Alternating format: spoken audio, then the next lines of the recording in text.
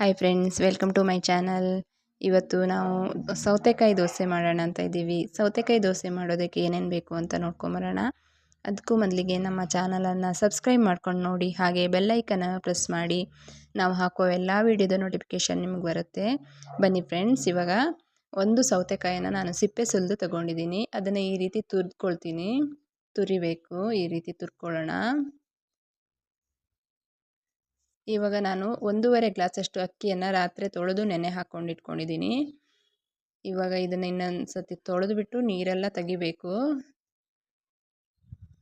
ಹಾಗೆ ಒಂದು ಸೌತೆಕಾಯಿನ ತುರಿದು ತಗೊಂಡಿದ್ದೀನಿ. ಸೌತೆಕಾಯಿ ಈ ರೀತಿ ನೀರು ಬಿಡುತ್ತೆ. ನೀರಿನ ಅಂಶ ಇರೋದ್ರಿಂದ ನಾವು ರುಬ್ಬುವಾಗ ನೀರನ್ನು ಸೇರಿಸಬಾರ್ದು. ಆಮೇಲೆ ನಮಗೆ ದೋಸೆ ಬ್ಯಾಟ್ರಿ ಎಲ್ಲಾದರೂ ದಪ್ಪ ಆಯಿತು ಅನ್ಸಿದ್ರೆ ನಾವು ಆವಾಗ ನೀರನ್ನು ಸೇರಿಸ್ಕೋಬೋದು ಸ್ವಲ್ಪ. ಇವಾಗ ಮಿಕ್ಸಿ ಜಾರ್ಗೆ ಅಕ್ಕಿಯನ್ನು ಹಾಕ್ಕೊಳ್ತಾ ಇದ್ದೀನಿ.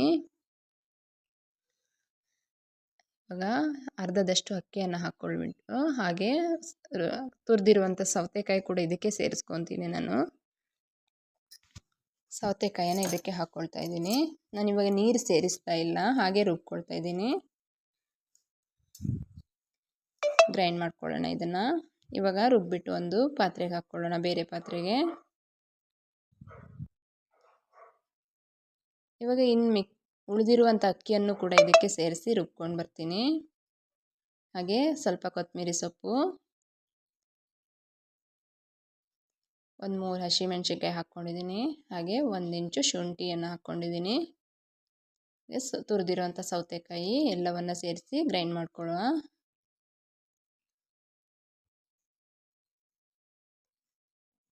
ಇವಾಗ ನೈಸಾಗಿ ಗ್ರೈಂಡ್ ಮಾಡ್ಕೊಂಡು ಬರ್ತೀನಿ. ಇವಾಗ ಆಗಿದೆ. ಇದನ್ನು ಕೂಡ ಇದಕ್ಕೆ ಸೇರಿಸ್ತೀನಿ. ಈಗ ಮಿಕ್ಸಿ ಜಾರಿಗೆ ಸ್ವಲ್ಪ ನೀರನ್ನು ಹಾಕ್ಬಿಟ್ಟು ಇದಕ್ಕೆ ಸೇರಿಸ್ಕೊಳ್ತೀನಿ. ಈಗ ದೋಸೆ ಬ್ಯಾಟ್ರು ಹೇಗಿದೆ ನೋಡಿ. 1 ಸ್ಪೂನಷ್ಟು ಜೀರಿಗೆನ ಹಾಕ್ಕೊಳ್ತಾ ಇದ್ದೀನಿ. ಫ್ಲೇವರ್ ಚೆನ್ನಾಗಿರುತ್ತೆ. ಹಾಗೆ ಸಾಲ್ಟು, ರುಚಿಗೆ ತಕ್ಕಷ್ಟು ಸಾಲ್ಟ್ ಹಾಕ್ಕೊಳ್ಳಿ. ಈಗ ದೋಸೆ ಬ್ಯಾಟ್ರು ರೆಡಿಯಾಗಿದೆ. ನಿಮಗೆ ಎಲ್ಲಾದರೂ ಇದು ಸ್ವಲ್ಪ ದಪ್ಪ ಅನಿಸಿದ್ರೆ ಇನ್ನೊಂದು ಸ್ವಲ್ಪ ನೀರನ್ನು ಸೇರಿಸ್ಕೊಳ್ಳಿ. ಥಿಕ್ನೆಸ್ ನೀವು ನೋಡ್ಕೊಳ್ಳಿ ಯಾವ ರೀತಿ ಅಂತ. ಜಾಸ್ತಿ ದಪ್ಪನೂ ಇರಬಾರ್ದು, ಜಾಸ್ತಿ ತೆಳ್ಳಗೂ ಇರಬಾರ್ದು. ಈಗ ದೋಸೆ ಹಾಕ್ತಾಯಿದ್ದೀನಿ. ಇದು ಬೇಗನೆ ಆಗುತ್ತೆ, ಜಾಸ್ತಿ ಟೈಮ್ ತಗೊಳ್ಳಲ್ಲ ಬೇಯೋದಕ್ಕೆ. ನೋಡಿ ದೋಸೆ ಹೇಗೆ ಬರ್ತಾಯಿದೆ, ಎಷ್ಟು ಗ್ರೀನಾಗಿ ಚೆನ್ನಾಗಿ ಕಾಣ್ತಾ ಇದೆ. ಟೇಸ್ಟು ಕೂಡ ಹಾಗೆ ಸಖತ್ತಾಗಿರುತ್ತೆ ಇದು ಸೌತೆಕಾಯಿ ದೋಸೆ. ಆರೋಗ್ಯಕ್ಕೂ ಕೂಡ ತುಂಬ ಒಳ್ಳೆಯದು.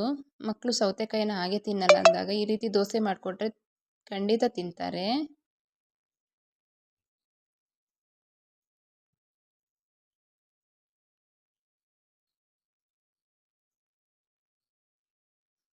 ಎಲ್ಲವನ್ನು ಇದೇ ರೀತಿ ದೋಸೆ ಹಾಕ್ಕೊಳ್ತಾ ಇದ್ದೀನಿ ನಾನಿವಾಗ.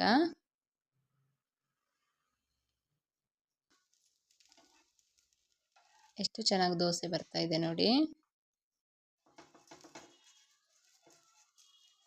ಎಣ್ಣೆ ಹಚ್ಬಿಟ್ಟು ಹಾಗೆ ದೋಸೆನ ಹಾಕ್ಬಿಡೋದು. ಇದು ಜಾಸ್ತಿ ಟೈಮು ತಗೊಳ್ಳಲ್ಲ, ಬೇಗನೆ ಆಗೋಗುತ್ತೆ.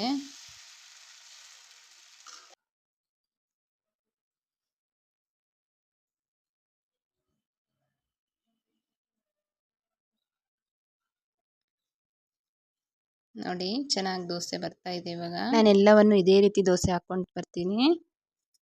ಇವಾಗ ನಮ್ಮ ಸೌತೆಕಾಯಿ ದೋಸೆ ನೋಡಿ ರೆಡಿ ಆಗಿದೆ.